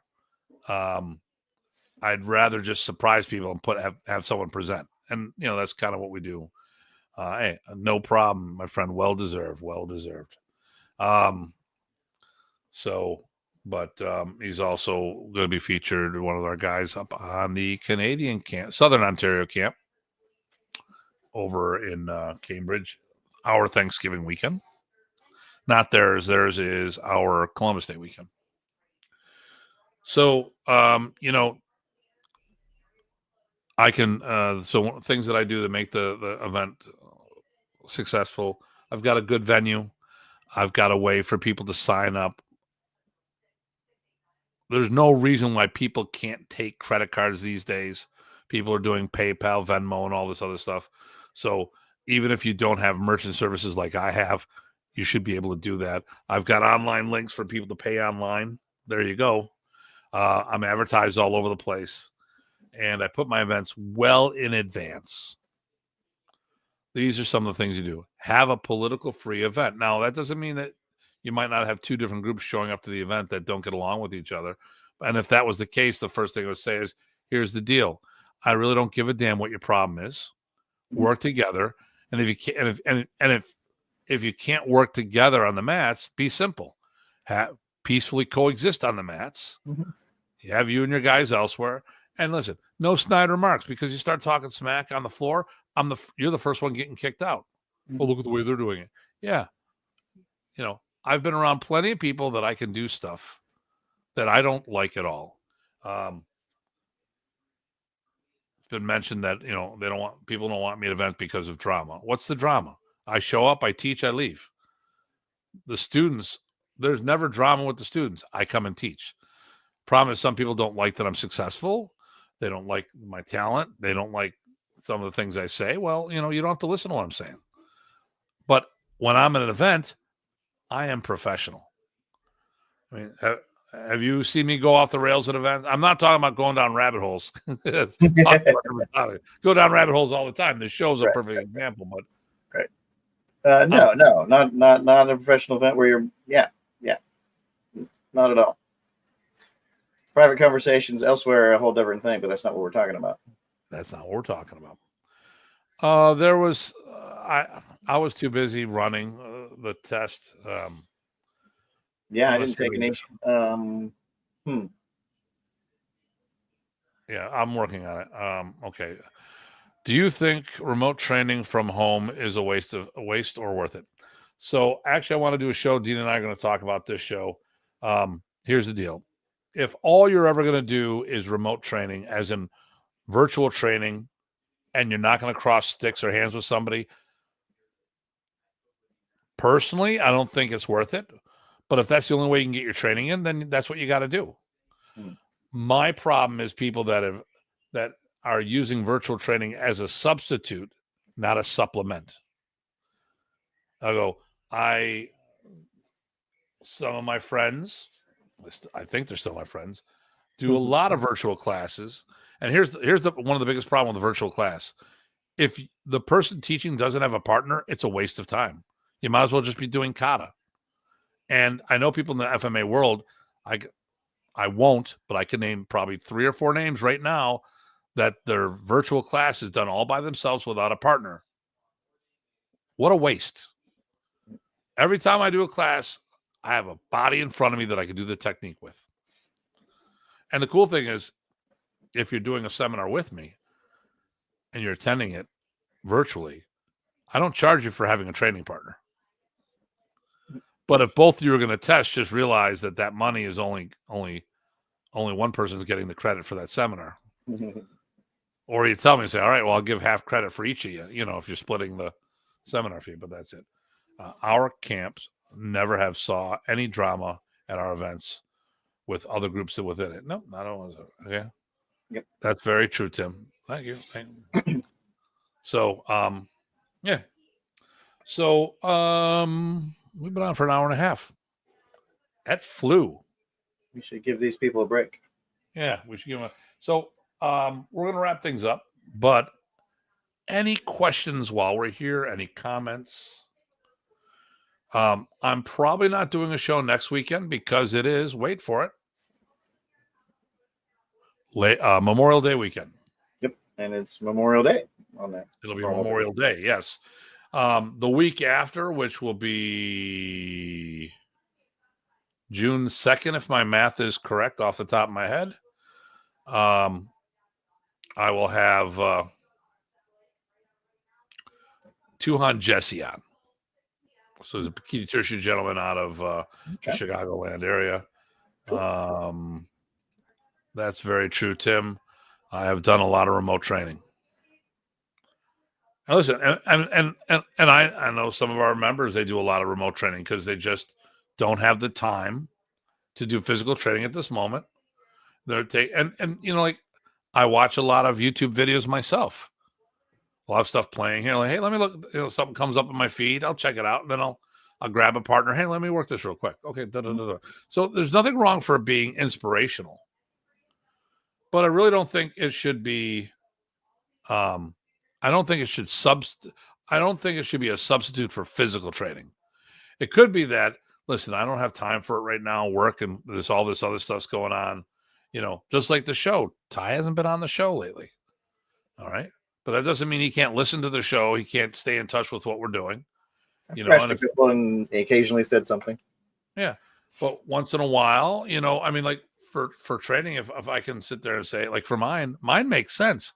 Not only do I have a partner, a physical seminar is going on. You will watch a physical seminar going on that I'm teaching, and I will interact with the people who are watching live. I can't do it when you're watching if you're watching the video afterwards.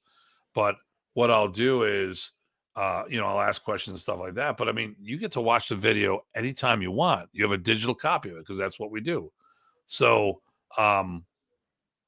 that's well worth it.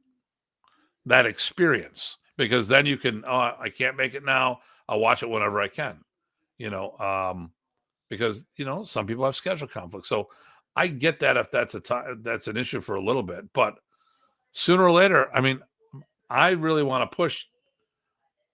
Like my idea of a movement is getting away from these virtual seminars as a primary method of training. Right.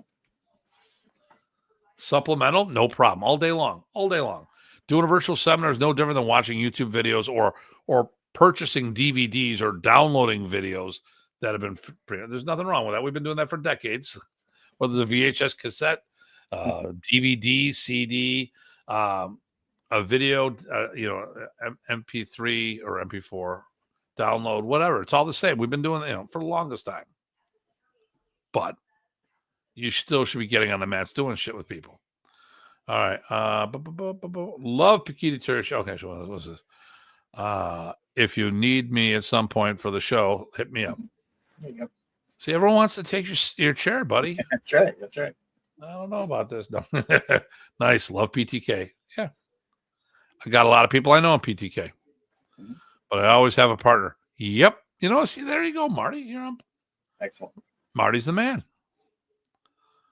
I'm planning on going to your courses as soon as I can complete, so I can complement my karate. That'd be awesome. Doing it. Okay. That's awesome. Thank you so much. Oh, and he's part of the Tijuana group. That's it. Cool. Keep on that. Okay. Very good. Are you okay? How is it? Reno? Is that how I? Was that? How would you pronounce his name? Maybe Ireneo Cisneros. Ireneos. Okay. So, are you the karate guy that always logs in? Okay. Here we go. Dean's watching. Okay. The digital copy is invaluable. I appreciate. So then we can pay attention. Then you get notes for afterwards. Yes, 100%. Get sway from them. Get away from them. I love doing class. I use the remote training for extra material. Perfect. Exactly. That's it. So I don't want people thinking I'm poo-pooing virtual classes. Right. It's supplemental. It's not, because what's the difference of doing a virtual class and watching a DVD that we bought or a VHS cassette? Because everyone's been doing it forever and a day. Yep. All right. Supplemental or a showcasing of an entry-level material. Yes, definitely have a partner. Yep. There we go. I've been teaching Kun Tao for over 30 years. Cool, excellent. Bud.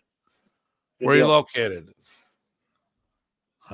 I do it. I haven't been doing it that long, but he's been teaching it for over 30 years. I haven't been doing it for 30 years. Yes, that's the guy. All right, my man. I appreciate it. Don't worry. If you've seen my spelling, if I didn't have autocorrect, Orange County. Oh, that's cool. Cool. Next time I'm out that way. All right. No one's asked any questions, so I think they're all good. Yeah. We'll probably do another thing in the future, specifically how to do it. I don't want, but here's the thing. First of all, get your events out well in advance. There's plenty of free ways to do that. Facebook is great. Facebook and Instagram are probably the two best ways to get it out there. Marty thinks that's funny. Have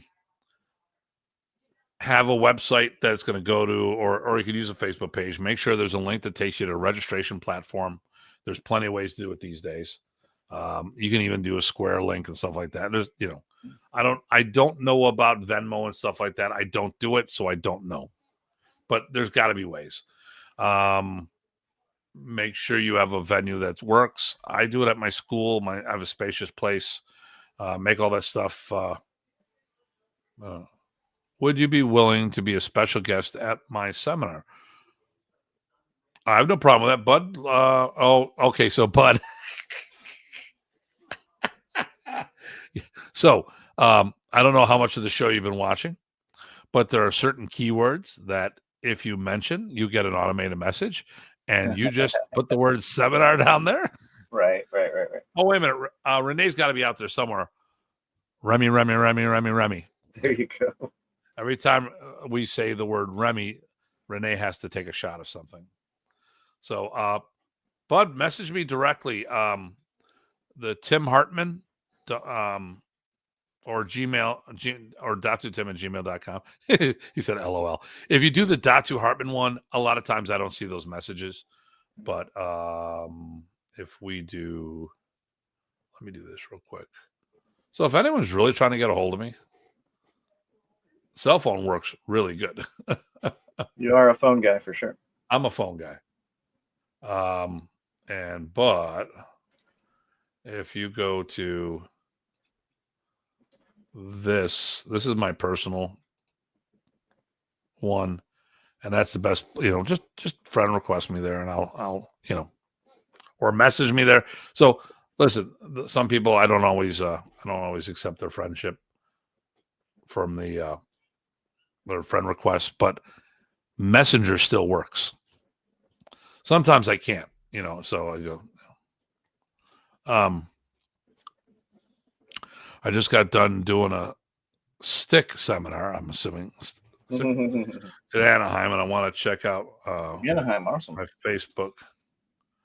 I want Anaheim. If you want to check out my Facebook, I'll post it. Yeah, sure. Okay, great. But let's schedule a conference call. I leave next week. Everybody, I will be leaving next week Tuesday for Barbados. Carl and I are shooting down there to set up, do the hotels. And I'm going to be teaching down there as well. But I'm going to do a seminar or two down there, as well as setting up the stuff for the Caribbean Martial Art Festival that we're hosting in October. So I will be down. So that's it.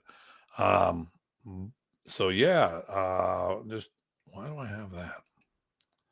Yeah, so just reach out. Actually, I'm gonna punch in Bud's name right here to my computer. Bud Cawthorn. Oh, my dyslexia.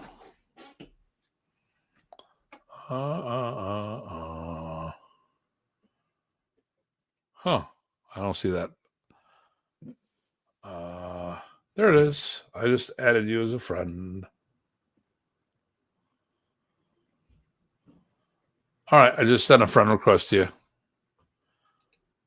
you. Looks like you had an old Facebook page too.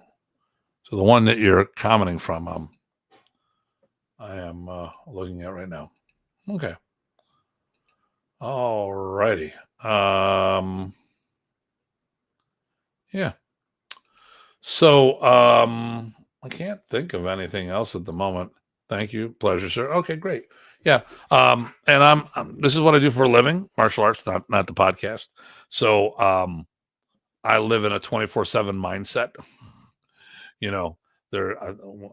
We can talk whenever. So I'm fairly nocturnal.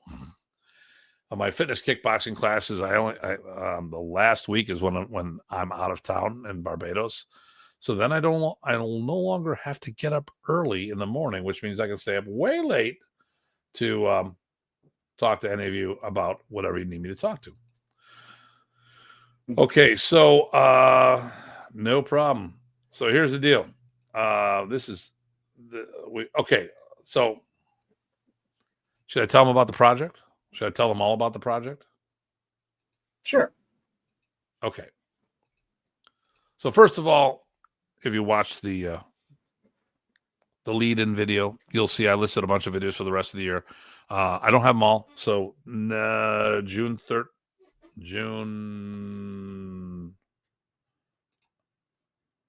Hold on. June 14th is the Stick and Jits seminar. Professor Jerry will be at my school. He and I will be doing a doubleheader seminar together. And I think we're going to try to blend the two together, at least a portion of it where it's actually blended together. Great guy. Hey, Tony. So, and then I've got the Blintz Walk Immersion Camp with Master Parsons and myself, the fall instructor development camp in September, the Southern Ontario training camp, Southern Ontario Canadian training camp, and our annual holiday event that Ty comes up for. and we do a free event, free for our members. And if people want to pop on, and you just need to kick in either we do a potluck, so bring food or make a donation, that kind of thing. But the training's free. So we all do that that's the first Saturday of December. Hey, Tony. So that's what's coming up. But and then we have the Memorial Camp, which is May 1st through 3rd of 2026. But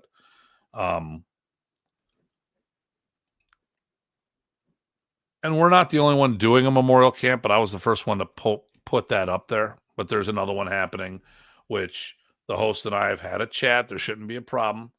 I'm not concerned with him using the name because I don't have a monopoly on this. But okay, Nick. But if we're talking about who did it first, I was the first one to announce it. Free food. No, you got to bring food. That's right. Free training, but with a food donation. And I got to do, there's another one we have to do in the summer. We're doing Stick It to Cancer, or Craig does Stick It to Cancer. I'm going to stick it to hunger, and we're going to do a sparathon for the West Seneca Food Bank. Yeah. So, which I wanted to talk about. Our groups as a whole, we should all be doing our own thing. Can I do? Can do. There we go. Can do. Okay. Where are you located, Marty? I think I know, but I don't know. So the sounds fantastic. Can you post all these events on a specific site? Well, actually, funny you should mention that. We just talked about this yesterday. So I don't have all of my links up the way they're supposed. I don't have all the registration links going. But the info. Marty's in Missouri. Okay. So, but the info is up. So here's what I'm going to do. I will present. We'll do this. We'll do this. We'll do this. Share. So if you go to the World Modern Arnis Alliance page, which I have to update because the anniversary campaign has come and gone, has a whole bunch of different things going up, some upcoming seminars. Here are the seminars on the main page. Here's our calendar, which isn't always up to date. You can click on a PDF that'll download. But if you click up here and you go to, there's two ways to look this up. You can look up camps at HQ, because that'll also have hotel information and stuff of that nature. Mm-hmm. But if you go to events, that has our full listing. And then camps at HQ, if we have a camp at HQ, like the next one I'm going to do is I'm going to set up the Blintwalk immersion one as a camp page. And then after that, the instructor development one. So this is, okay, Legends Unite. This is the Stick and Gist one. You click on that. It's got more information. I've got to put the registration links up in that like this. So June 14th is the Stick and Gist seminar, July 11th through 13th. And I've got someone from Chicago who's planning on coming out, is the Blintwalk Immersion Camp. The Instructor Development Camp is September 19th through 21st. The World Filipino Martial Arts Championships, October 3rd through 5th. All of these are here in West Seneca, a suburb of Buffalo, New York. The Memorial Camp, May 1st through 3rd. Next year's Instructor Development Camp, tentatively, September 18th through 20. And then the dates may change, but the month won't. May of 2027 will be the 70th anniversary camp of Modern Arnis. That's what today's topic is about. So the project is this. This year next year we're doing the Memorial Camp. It is more internal. We're not making a big push on this. It's us remembering Remy. I'm really not caring how big the participation is on this because it's about the family getting together and remembering our teacher. And not everyone knew Remy. Mm-hmm. This is really for the people for our group. It's for all of our members, but we're really gearing it towards the instructors who had a connection with Remy. I mean, I've been to memorial events. I didn't know the person, but I was supporting the people that were hosting it. So obviously, if the teachers come and the students go with them, they're supporting their teachers. It's all good. It's still our yearly training camp. The theme is the memorial camp. But 2027 will be the 70th anniversary of Modern Arnis. So tentatively, the weekend of the 27th through the 23rd of May, which I think I'll be manipulating that date, but this is the one we had at the moment. We might be doing it a little earlier. May's always rough because of Memorial Day weekend and Mother's Day weekend. So those are the two things I got to work. Thanks. I'm glad you think so. Okay. So the goal is this, because I'm always concerned about the quantity of Black people that we lost. And we're always losing more people. That's just the way it is. People age out, they move, they get married with kids and stuff like that. And that's part of it. When we're talking aging out, part of it is I got married and I have kids now. Filipino martial arts. Yes, that's what we do. So for the 70th anniversary of Professor Prey, for the 65th anniversary of Modern Arnis, my goal was to do a test that have 65 levels of black belt promotions, which could be, was like 10 first degrees, 5 second degrees, a couple third degrees, whatever. We surpassed that by a huge number. So I'm going to set myself an unrealistic goal. The low-hanging fruit is 70 levels of black belt. We did that. We may have done that on this test. We had 35. Well, let me see. Okay, so I had the junior black belts. Yeah, so no, that would have been a tight number. But like we had Jason was a 6. We had 4 third degrees. So that's 12. So that's 18. We had 4, 5, 6 second degrees. So that brings us up to 30 levels right there. A whole bunch of first. We would have been shy of this one. There's no way we could have done that number. Still awesome, good stuff. Oh yeah, no, but we had a whole bunch of brand new first degree black belts, which to me was the most important group of all of them because they're new black belts. The second, if you make it the second, you're sticking around. Thirds and up, they're going to be around for a while. Rewarding Jason for his work is very important, but at the same token, he's a lifer. Yeah, that's right. He's not going anywhere.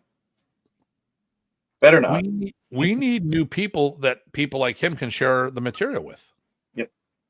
So it's not about us at the top. It's about the people that support. The top of the teaching tree. So my goal over the next 18 months is to get out there and do as many seminars as possible and training camps to go over our curriculum for both Modern and Praesis Arnis, depending on what track you're on. And we can talk about that another time. And my goal is to prepare all these people over the next 18 months to get them ready for the test in 2 years and try to produce 70 new black belts. Now, I don't think I can get 70 new black belts, 70 black belt promotions in Buffalo at the Buffalo camp. I don't think I can do that. Ask me why, Ty. Why would that be? Because I'm not going to do bullshit promotions just for the sake of promoting people. Right. I'm not going to do these bullshit promotions where someone's awarded a belt by their teacher and then I just decide to do an umbrella promotion to them. Right. Oh, I'm making them think. What I'm trying to do is have legitimate standards that can be followed and people testing and passing a legitimate thing versus they pay me money and they get a rubber stamp. That doesn't solve the problem. I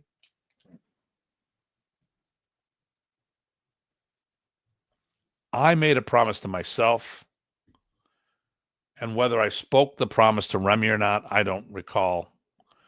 But I made this commitment to make sure the art goes beyond me.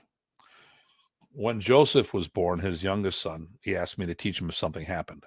Unfortunately, because of all the politics and stuff like this, I was never been able to be there. I do talk to his daughter once in a great while, Ramia. And if either or both of them wanted me to teach them the art, I would be there for them.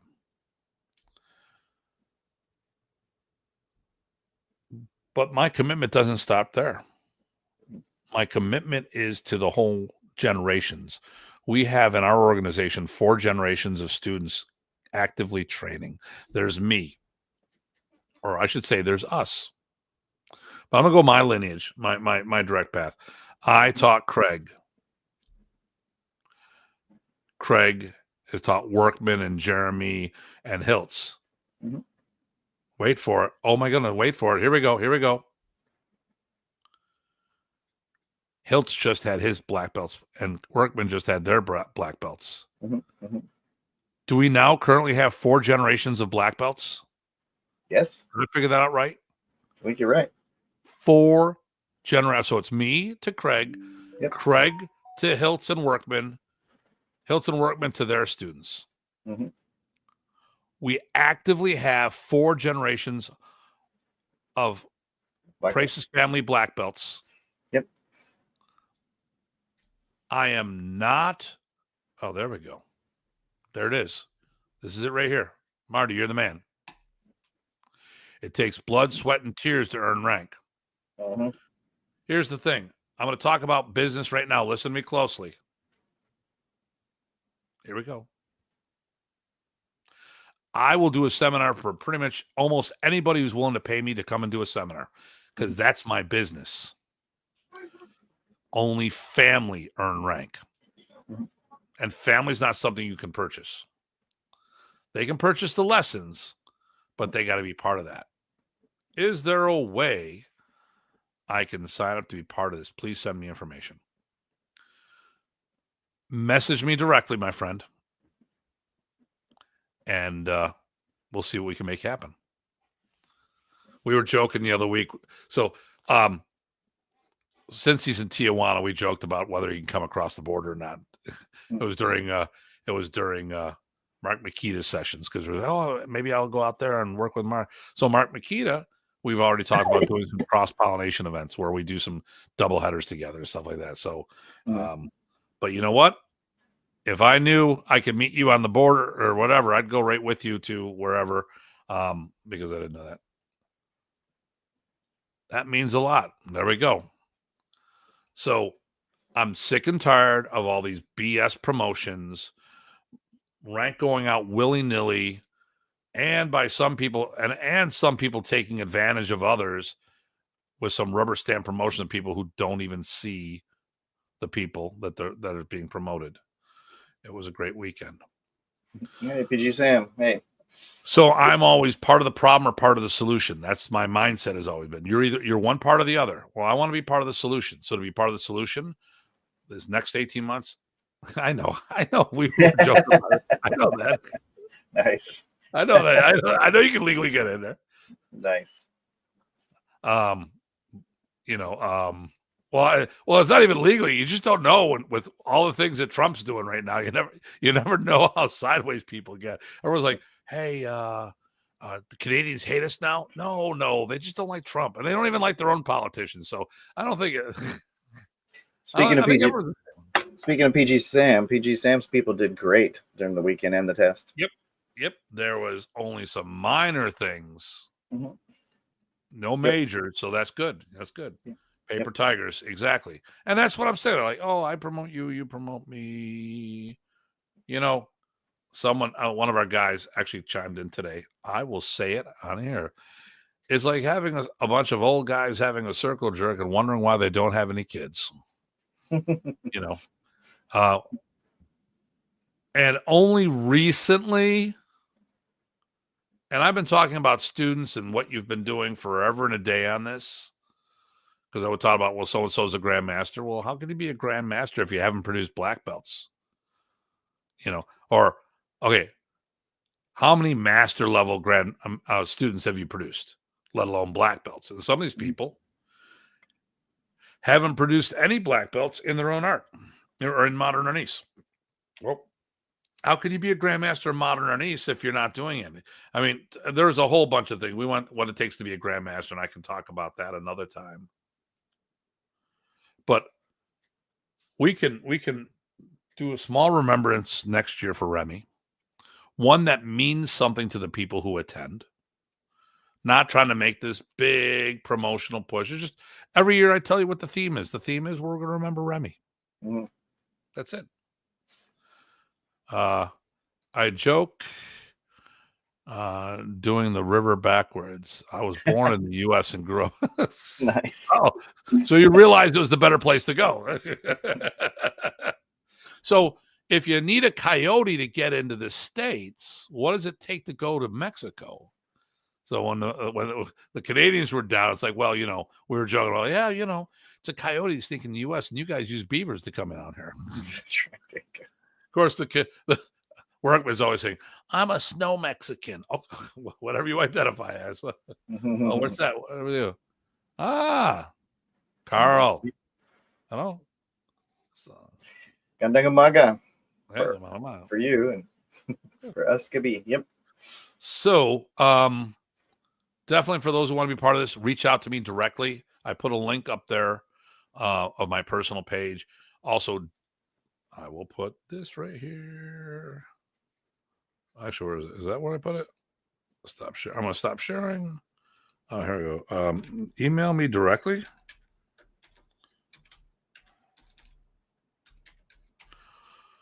But, and here's, so I want to tell everyone like this. I am not going to rank you on top of somebody else's rank. Not going to happen. Not going to happen. So here's what I'm going to say. There are multiple Modern Arnis organizations out there. None of us are Remy. So we did our own thing afterwards. We're students of Remy, but we're one of the. So I don't care what belt you have in another system. Look at this like in Taekwondo, where there's ITF Taekwondo and WT Taekwondo. The curriculums are different. They still use the same name, but the forms are different, stuff of that nature. So if someone was ranked in another organization, we're going to do a separate ranking system. Now, that doesn't mean you couldn't do the test and get a 3rd or 4th degree black belt, but I'm not going to give you a 3rd degree black belt because you're a 2nd with another organization, because I don't know what their standards are. I've seen this in Kempo Karate. I know some people who were black belts. They signed up with an organization to get their 1st degree. They didn't do their time. They went to another organization to get their 3rd degree. I'll join if you promote me. And they went from one organization to the other and got fast-tracked to a higher belt. I've had other people reach out. Well, I acknowledge somebody else's rank. We transfer me over. Like, if you got a black belt from certain people, I will acknowledge you as a black belt. But the thing here, I'm not going to issue a diploma. And before we promote you, you need to make sure that you have that minimum standard here before I go above. Now, if you'd rather say, hey, listen, like I do BJJ, if I went through another lineage, in my opinion, I'd be starting over from scratch, and I'd look at it as 2 separate arts. So it might be like with the Sonica DeSanto lineage, I am a blue belt. If I went over to a Gracie lineage, I would consider myself a white belt and have to work my way back up to that level. And I'm okay with that. Some people might not be. Yep, that is very true. Very, very true. And that's not how we're going to roll here. But if people want to do an honest run at this, I'm willing to help them. My goal is to generate more black belts to increase the gene pool so it'll last more generations, because that's what it's about. My father did the same thing when he earned every belt.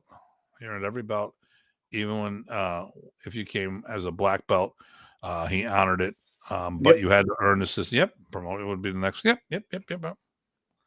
When I did you do Kun Tao, Bud? Yeah, you were the Kun Tao. Okay, so right. I do. Is that Lanata Kun Tao by any chance? Okay, Unfortunately, that's common down here. Yep. Well, if you're looking to be on board, well, let's help set a new standard, my friend. There you go. And let's. I don't have any family members south. Actually, I do have a family member south of the border, Rhonda McGee. She opened up a resort in wherever the hell the Love Boat went, Puerto Vallarta. But that's a ways away. So, but Bud, are you a Lanata Kuntao guy? So, and the reason why I ask, I'll tell this story. I was looking for Sikaran, and I found a guy to teach it in Toronto, Mark DeLeon. I went to my first class, and I had jacked up my leg really bad. And I told him, hey, listen, I can't.